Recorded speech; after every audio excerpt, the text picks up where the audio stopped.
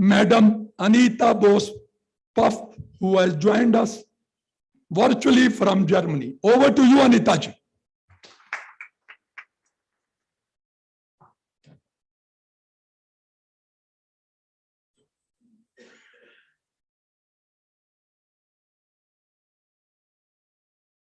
Netaji was born 125 years ago.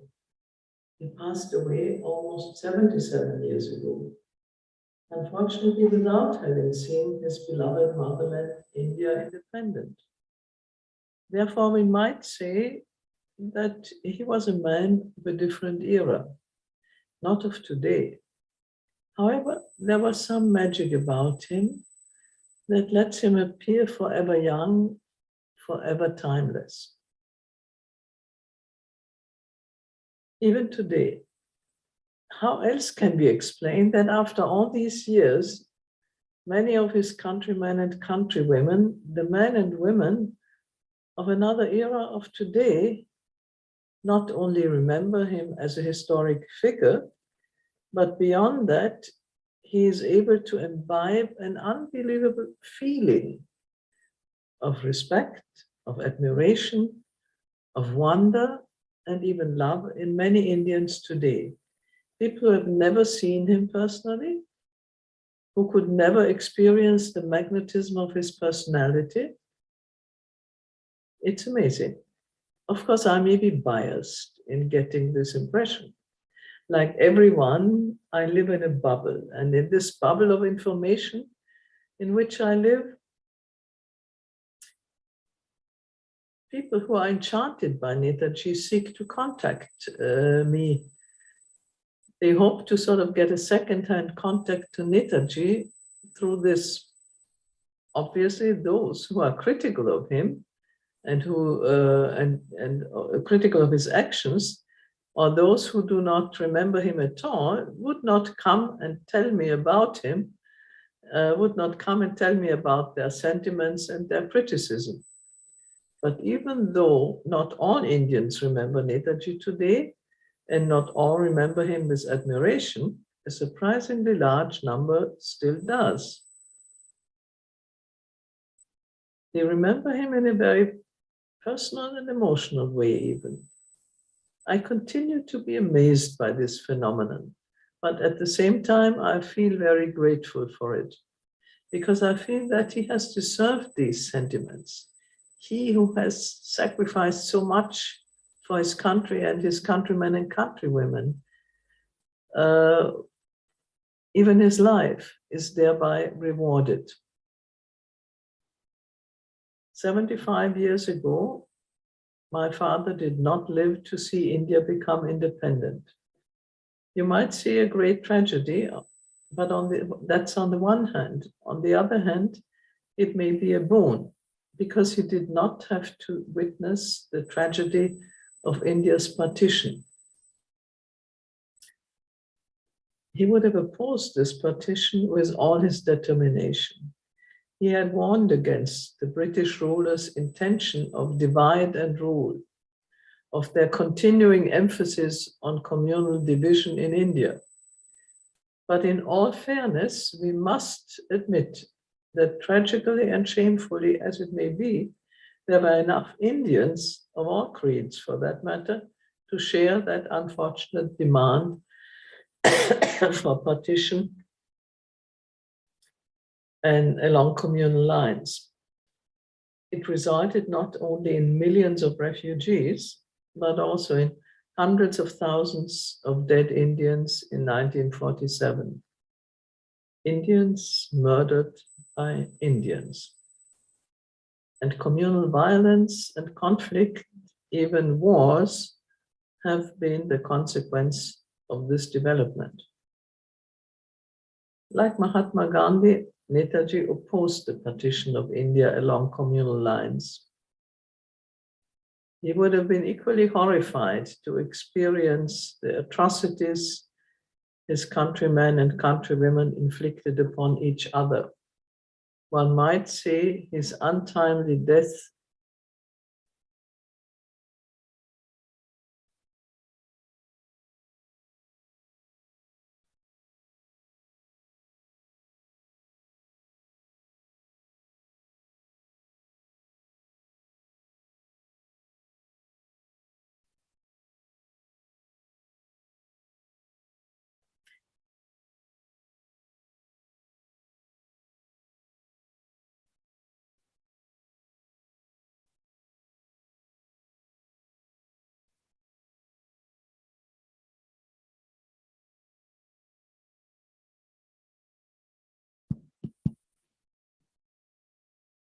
India. In India, where Indians of all walks of life would cooperate in mutual respect towards the well-being of all. This involved specifically three aspects. First, the relationship between women and men. Second, the relationship between members of different castes and different creeds. And third, the relationship of Indians of all regions. Netaji expected that such a social fabric would provide the necessary basis for the successful cultural, political, and economic development of India after independence. Netaji's efforts in the struggle for India's independence showed that these ideals were no mere words to him, but that he was determined to put them into action. In fact, he practiced these ideals during his campaign in the Far East, starting from Singapore in 1943 up to his flag hoisting on Indian soil in 1944 and the subsequent military defeat and retreat up to the end of the armed struggle and his death in 1945. And of course, he had also practiced it in Europe before that. Netaji was a staunch believer in the equality of men and women, and both with regards to privileges as well as with regard to duties. In fact, he even established the first women's corps in the armed forces. Even today, there's hardly a country where gender equality has been achieved, especially not in the armed forces. India, even today, has a far way to go with regard to gender equality, even though some headway was made since the 1940s, no doubt. There are women in all highly qualified professions today. India was, in fact, one of the first countries with a female head of government, Indira Gandhi. At least the educated families believe in educating their daughters, not only their sons. Netaji had propagated this in his own family in the 1920s already.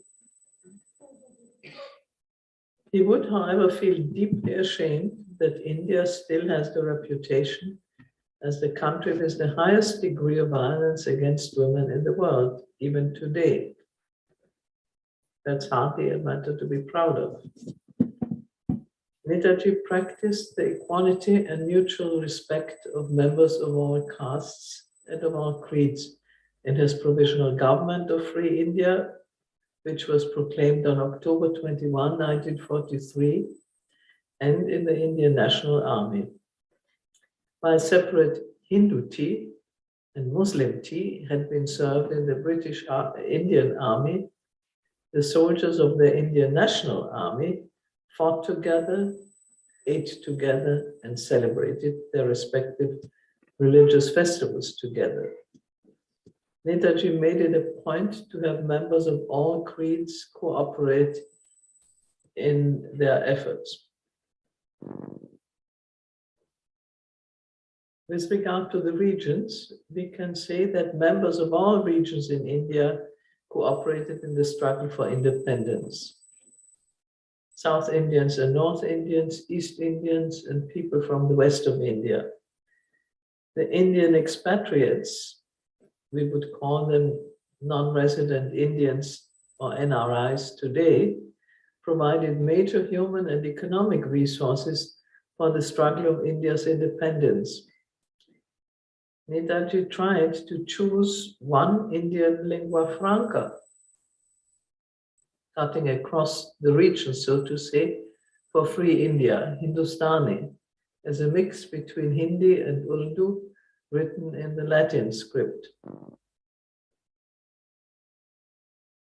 Looking at Netaji himself, we can say Netaji was a Bose, he was a devout Hindu, he was a Bengali, but with regard to his aspirations and his identity, he made all Indians his family. As a devout Hindu, he could respect all other religions and recognize their common values.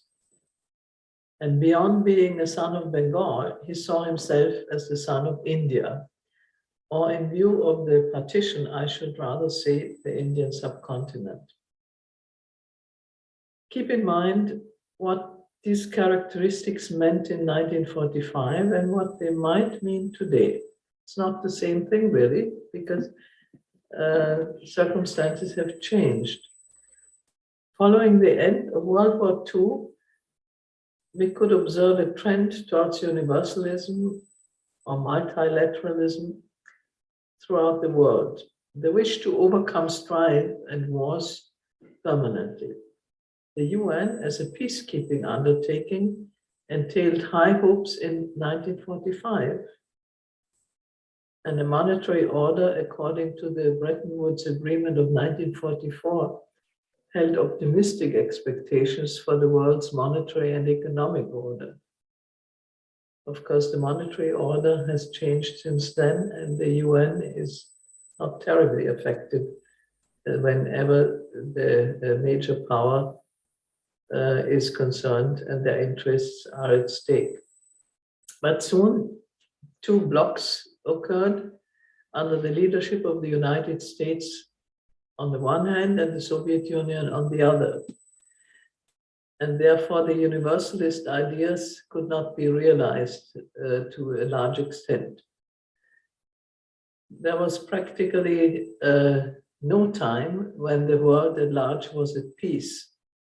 The fact that independent, I should say West India, chose to be one of the leading nations of the so-called non-aligned countries, not a member of one of the two blocs I mentioned before, was, I think, very wise. Choosing her path as free, democratic, secular country made India akin to the Western bloc, so to say. Choosing a more state-controlled or administratively controlled economy, at least up to the early 1990s, made her at the same time akin to the socialist or communist economies. It is likely that Netaji would have chosen and supported a similar path for India had he been involved in post-independence politics. After all, he and the later Prime Minister Jawaharlal Nehru were two modern leftist leaders in the 30s and 40s, more or less of the same generation. Netaji had always been an internationalist. Some opponents of Netaji criticized him as being a fascist himself for supposedly sympathizing with fascists. But his interest in other countries was guided by the wish that they would support India's struggle for freedom. It was he who actively sought the contact with and support of other countries in India's struggle. However, these international contacts were motivated by political expedience and not by ideological kinship. India's freedom struggle was the sole motivation for cooperating with countries like Japan, Germany, and Italy. In those days, these were all fascist countries with questionable values and track records. In no way did their values and practices conform to Netaji's own values and political convictions as a socialist, or in today's diction, maybe a social democratic politician. But which countries, after all, were willing to support a struggle against the British Empire in the early 1940s? The Soviet Union was unwilling to support Netaji in 1941. And of course, after the German attack on the Soviet Union in June 1941, she became an ally of Britain, automatically, more or less. Netaji was at least supported in his struggle by Germany, Italy, and Japan. since they were the opponents of Britain at the time. Germany continued to discriminate against Indians at the same time, but also provided a half-hearted support to the Indian struggle for independence. Japan had played a similar aggressive role vis-à-vis other nations in Asia, as Germany had done in Europe, but seemed to support Netaji in his struggle, even though their values did not coincide in many matters. We may well conclude that Netaji would have kept an open mind to internationalism and multilateralism for free India. After the experience of colonialism, it is, however, safe to assume that he would not have been willing to subject India to the sole dominance of one country, be it the United States of America or the Soviet Union. Today, India is one of the 5 major economic powers and thereby political players, along with the United States of America, China, the European Union, and Russia. Its large population provides a large domestic market, which makes it to a degree independent in the world. Universalism was partly superseded by regionalism and multiple centers of economic power. We can assume that Netaji would have advocated a strong proactive role for India in this international concert. In 75 years, India has gone through many challenges. She met some of them successfully, others less than what was expected in 1947 and before.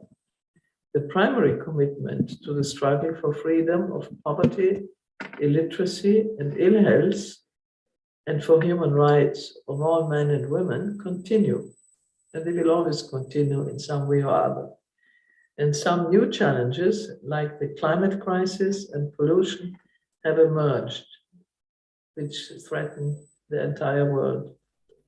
The freedom fighters of those days, to some extent, lived in a different world, but the values for which Netaji stood and have not become obsolete, and the integrity of the freedom fighters of those days should not be forgotten, but regained. Jai Hind.